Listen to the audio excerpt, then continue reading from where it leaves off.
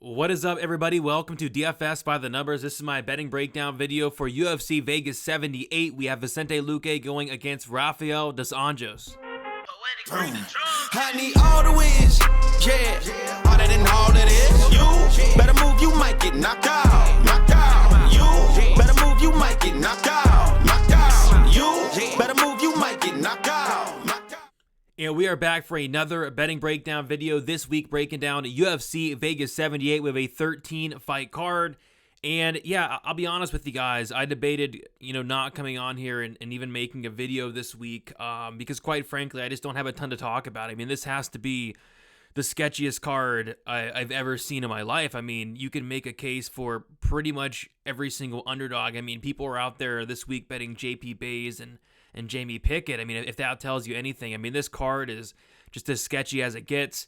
And I've been tracking my bets for 5 years, and this is going to be the first card in over the last 5 years where I don't have a single tracked bet. So I debated not coming on here and even doing a video, but I thought some people might appreciate, me going through the fights, breaking them down from a betting perspective. So I'm going to come on there and do this, but I will not have any action on this card. I know some people won't like that, but bankroll management is probably the most underappreciated thing in sports betting, and it's really not talked about enough. But I can't be going out there betting on Juliana Miller this week or Vicente Luque after a brain hemorrhage. So no action for me on this card, but whoever's betting this card, good luck. I mean, this is one of those cards where it's either going to be a very good night or it's like a bankroll killer. So I'm keeping it super light.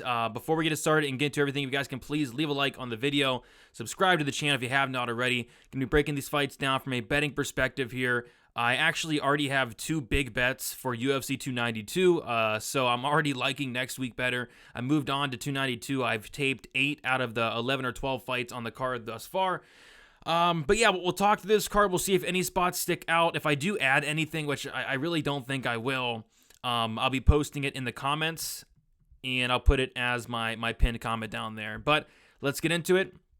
Let's start with the first fight of the night. We have Santos going against Juliana Miller. I thought about maybe betting Juliana Miller earlier in the week, and then I said to myself, why the heck would I do that? I think it's a clear dog or pass. I think it's a clear overreaction, just because Juliana Miller was minus 350 in her last fight. She looked horrible. Everybody wants to fade her now. One of my rules is in betting is, don't fade a bad fighter with a bad fighter. I wasn't really impressed with Santos. With all that said, though, Juliana Miller showed up today at weigh-ins and she looked atrocious. She looked awful. And if that does, hinder her performance at all, which I'm already really concerned about her in general, it's probably not going to be good. So this is a pass. You won't catch me betting on this fight, and God help whoever does. Moving on, we got Damon Blackshear going against Jose Johnson.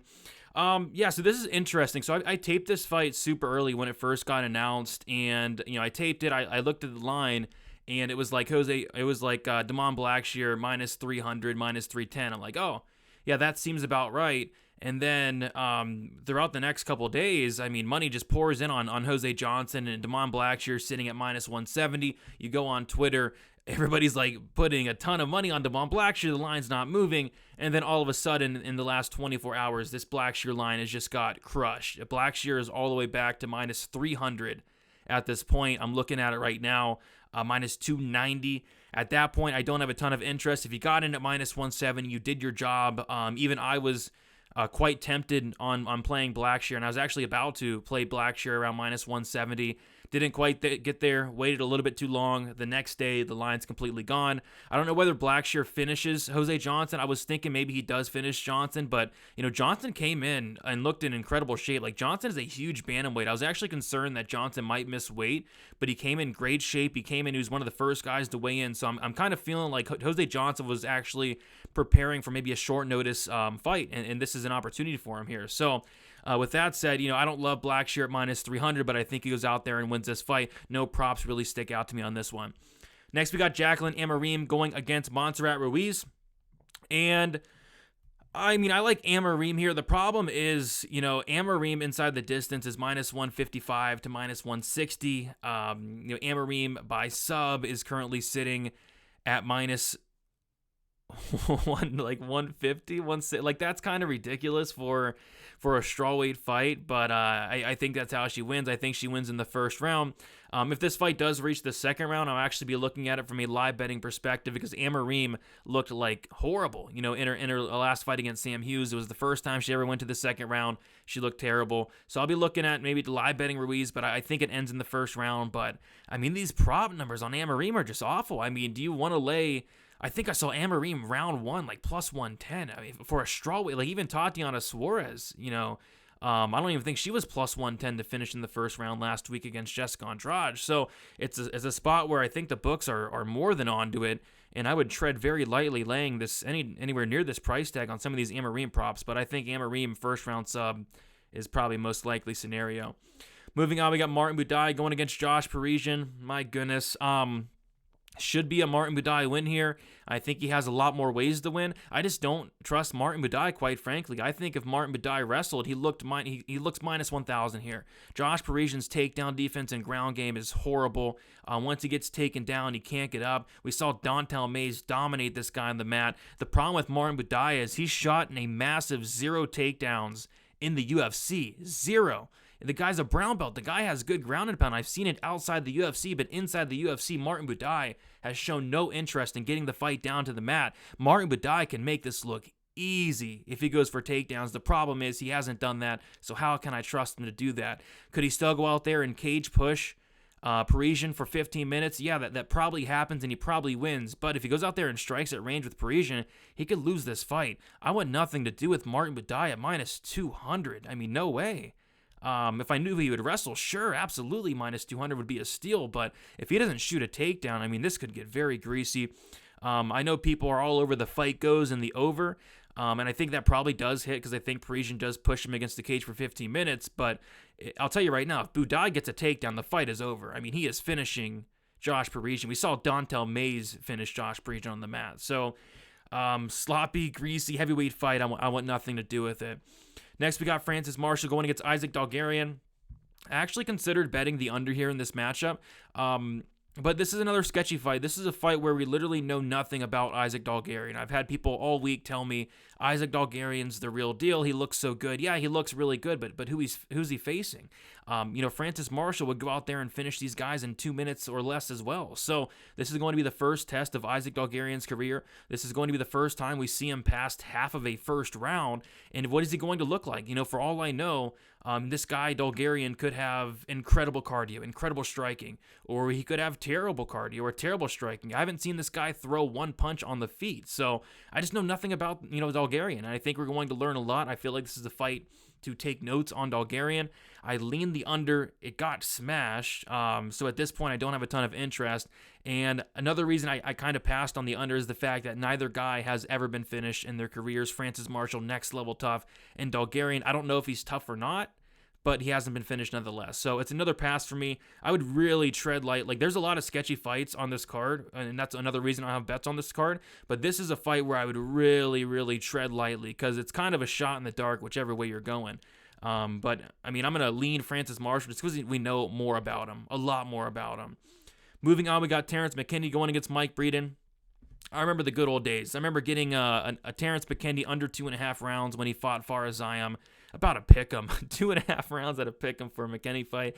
They are more than onto it nowadays. Terrence McKinney under 1.5 is minus 300. I think it's an okay parlay piece, which is ridiculous to say, parlay up under 1.5. But, this is a Terrence McKinney fight where he hasn't been over 1.5 yet in the UFC. And I don't really think that changes here, especially with McKinney coming in on short notice. I think McKinney starches Mike Breeden in the first round. But Terrence McKinney in round 1 is like minus 160. I kid you not. I mean, they are all onto it and even more. If you want to get crazy, the Mike Breeden 2-3 props could be something to consider. I think I saw Breeden round 2 plus 1,000, and then Breeden round 3 was like plus 3,200. But I'll say McKinney starts this guy in the first. I was actually looking to maybe parlay like the fight won't start round 3 or the under 2.5. I don't think those, if you're looking for a safe parlay piece that is extremely chalky, but one that probably hits, I think that's a solid parlay piece this week. Next, we got Marcus McGee going against JP Bays. a lot of people on JP Bays, like a lot of people, which is weird because I didn't think a lot of people would be on JP Bays this week, just because Marcus McGee, he looked really good in his debut. He definitely impressed as an underdog, and JP Bays has set a record in terms of getting knocked down 8 times in 3 fights. I actually dug through the numbers on my live stream yesterday, where I went through the record of Jason Witt, who is one of the most chinniest fighters in the UFC, and then also Malcolm Gordon, who's known for a very poor chin. And Jason Witt and Malcolm Gordon combine for only 5 knockdowns against in the UFC, whereas JP Bays, it's 8. I mean, that is a concern to the max. I mean, JP Bays only has 3 fights, whereas, Malcolm Gordon and Jason Witt, they both have over 5. So that is terrifying. I would not put any money on JP Bays ever. But at the same time, how could you, bet Marcus McGee at minus 365? So if you absolutely have to bet JP Bays, I would take a look at JP Bays' first round sub. I think that's his win condition. If not, I think he probably gets finished late first or second round here. Again, I think the fight doesn't go is another parlay piece. It's not, like the McKinney fight where it's like crazy price. The fight doesn't go is only minus 400, which I think is pretty solid considering, we've only seen these guys go to decision once in their career, and that was JP Bays versus Montel Jackson, where Montel Jackson knocked him down 50 times, and the fight could have been stopped, and Jackson could have finished it if he wanted to. So I think the fight doesn't go as a solid parlay piece. I might be looking to parlay that with something, maybe something on 292 next week, but outside of that, not much sticking out in this fight. I would tread lightly, putting any money on JP Bays. But if you have to, I mean, JP Bays sub 1 plus 1,500 I saw. I think that's this path to victory there. Next, we got Josh Frem going against Jamie Pickett. Another line where it's like, should Josh Frem be minus 350 against anybody in the UFC? No, but he's fighting Jamie Pickett, and, I would never, ever bet on Jamie Pickett, ever. It's a big pass, man. I mean, I think Josh Frem can win this fight, but how does he win it? I mean, Josh Frem inside the distance, minus 140, that's kind of ridiculous. Josh Frem, I think he could win by knockout. I think he could win by sub. I think he can win by decision. I think he's a okay parlay piece just because how does Jamie Pickett win this fight other than Josh Frem just like completely crapping the bed? But just the thought of parlaying Josh Frem at minus 350 makes me a little sick. So, nothing really sticking out on this fight, and nothing sticking out. I mean, this fight's going to be pretty terrible, I think. I mean, because it's a Jamie Pickett fight. Moving on, we got Tafon and Chukwi going against AJ Dobson. So a couple spots kind of sticking out here. I think this is a very close fight. Tafon came in today, looked pretty bad on the scales. He missed weight by a lot. I think he missed weight. I think he weighed in like 190 just about. He was very slow walking up to the scales. I don't know if that's just him but he took like 5 minutes just to walk up there. So I'm not sure if Tafon's hurt or what's going on with Tafon. I was leaning Tafon, but like ever so slightly. And after the weigh-ins, I'm kind of like, I think Dobson's a very live dog, and I've thought that all week. Just because Tafon, I don't really trust his durability. This guy's been knocked out brutally his last 2 fights. Now he's showing up missing weight.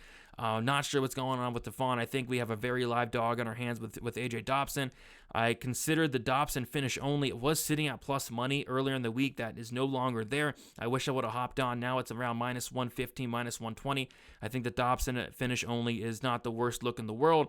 And I think Dobson plus 120 is also not the worst look in the world. I can't get there just because I think Tafon will be the minute winner. I hate the volume, the inactivity of Dobson on the feet. And if Dobson does not knock him out, I think Tafon probably wins a decision. But I will be going nowhere near Tafon, especially after the weigh-ins. Moving on, we got Yasmin Lucinda going against Polyana Viana. A spot that I had circled all week was the Viana finish only. They are all over it and more. Minus 160 for that finish only. I was expecting to get it maybe at plus money, considering she's a pretty big dog here at plus 170, and considering a lot of people think that Yasmin Lucinda is going to finish Polyana Viana, but the books obviously don't think so, and I don't really think so as well. I guess Lucinda could finish Polyana Viana, but Viana, what she is she's super tough. She's never been knocked out. If Lucinda knocks her out, she's going to be the first one to do it. So I wanted that finish only, but I wanted it at a much, much, much better price. I think Lucindo probably wins this fight. I think she probably wins it by decision. I think she can, obviously be the much better striker, more volume on the feet, and I think she can win minutes on the mat just because Viana is content to lay on her back and lose minutes. Viana she's never won a decision. 0-4 Viana in decisions. So I think Lucindo wins this fight, wins it by decision, but nothing really sticking out from a betting perspective. Next, we got Khalil Roundtree going against Chris Daukaus. Money pouring in on Chris Daukaus. I don't bet Khalil Roundtree fights. I retired from betting on Khalil Roundtree fights for obvious reasons. Sometimes this guy shows up, sometimes he doesn't. I've lost a lot of money on Khalil Roundtree fights to the point where I don't want to bet him. If he shows up, he starts as Chris Daukaus. But if he shows up looking like he did against Prachnio, he loses this fight pretty easily. How do you go 15 minutes with Marcin Prachnio, let alone lose a decision against Marcin Prachnio? It's just this disturbing stuff with Khalil Roundtree. But when he's on, and he is an absolute killer when he's on. And if we get that Roundtree probably makes this look easy. So I don't bet on Roundtree fights no more, just because he is like the most inconsistent fighter in the UFC. But I'll pick him to win and knock out Chris Daukaus.